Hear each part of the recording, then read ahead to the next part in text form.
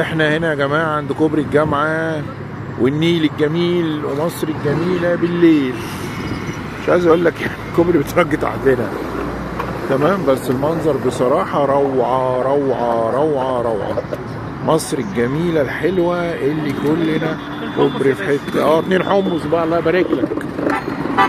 فمش عايز اقول لك يعني احنا في حتة بصراحة تمام. حمص الشام اهو بقى، وايه مصر الحلوة الجميلة.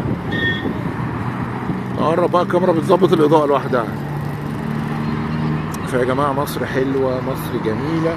ودي بعد ما خرجنا من الفرح كده ورايحين ايه وادي النيل يابا. يعني بالليل تحفة بصراحة. حلو المانيال بقى وجمال وحلاوة المانيال. من أحلى الأماكن في مصر وأغلى الأماكن في مصر الأبراج اللي على النيل. يعني عد بقى 5 6 7 8 9 مليون كده وأنت إيه وأنت مرتاح. ذهبيات اللي على النيل والمراكب.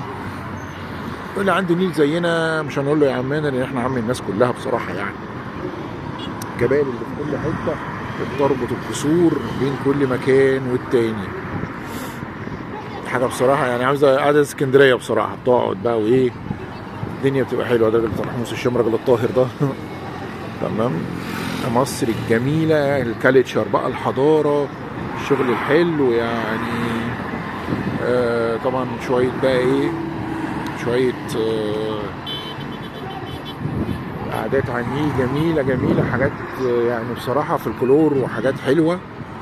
فانضموا لينا بقى وتعالوا لينا بقى يا جماعة. يعني ايه ما خروجاتنا الحلوة بقى ليه والقمر في عينينا جميل وصعب وصوتهم. القمر ده على فكرة مش الكشاف والله القمر. يعني بص هنرجع بالإضاءة نرجع بالبداء ده القمر على فكرة يا جماعة. بس هي بقى الاخوة في شاومي بصراحة يعني 12 برو. دنيتنا تمام. ماشي يا جماعة. نيل تاني اهو برضو. يا حلاوتك يا نيل.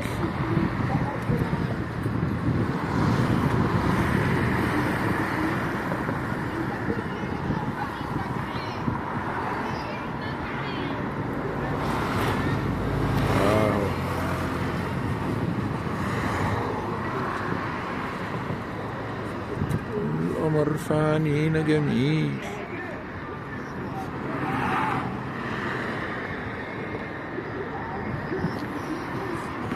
ادي حلاوتك يا نيل.